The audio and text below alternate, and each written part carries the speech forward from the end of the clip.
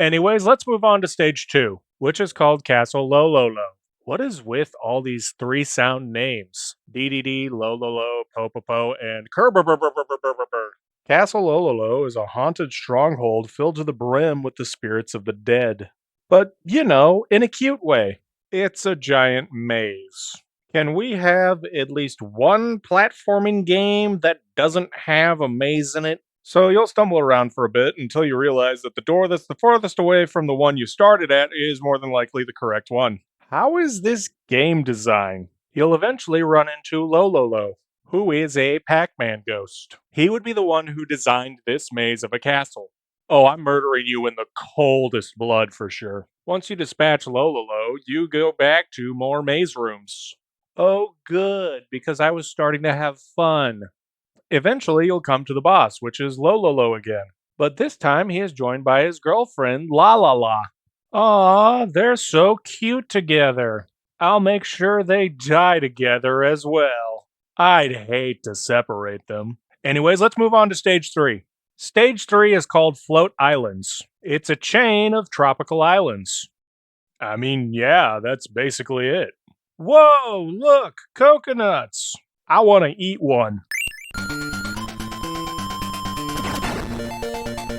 I don't know what I was expecting.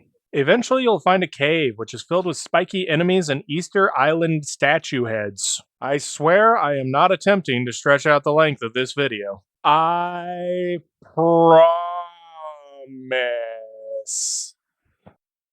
There's no way my mic picked that up.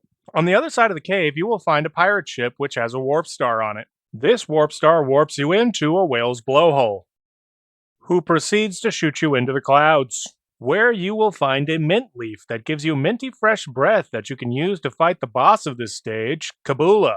Kabula is a blimp that shoots cannonballs at you. All you gotta do is breathe on it, then Kabula will feel so bad about its own rancid breath that it will explode out of shame. Woohoo! More stars!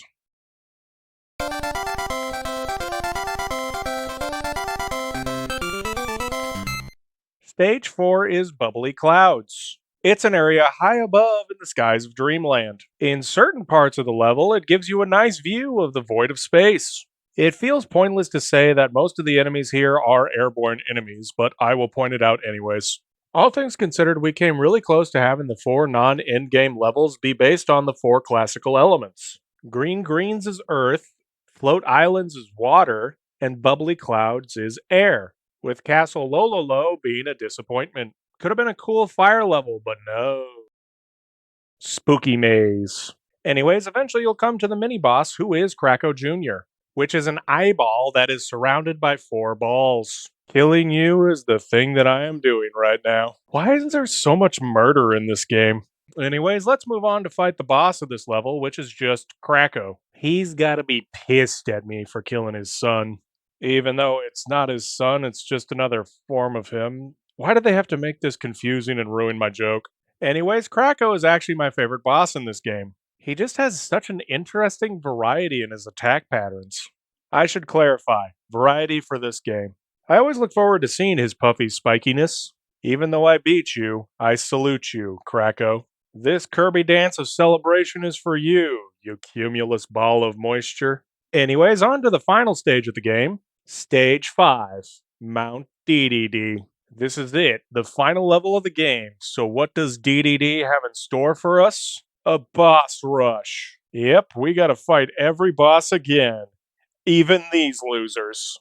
I already defeated them once. I guess once more isn't too bad. My thirst for blood can never be satisfied. Ha! Ugh, what was that? Anyways, once we defeat all the bosses, a door appears to bring us to the final boss, King DDD. King DDD is a real man's man, so he brings us to a wrestling ring for the final battle. But just like with professional wrestling, the outcome of this match was decided a long time ago.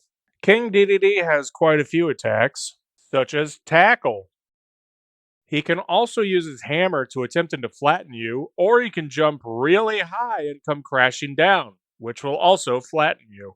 He can also do what Kirby does, inhale and exhale.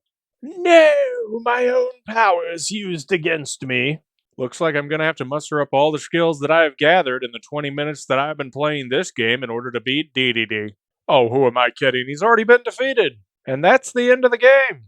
Kirby partakes in one last triumphant dance, transforms into a blimp, and carries away King Dedede's castle. He brings the castle to the Dreamlanders, returning all their food and sparkling stars.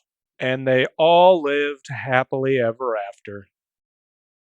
That is until DDD comes crashing down next to a Game Boy, giving you a code to input at the beginning of the game that unlocks a harder playthrough.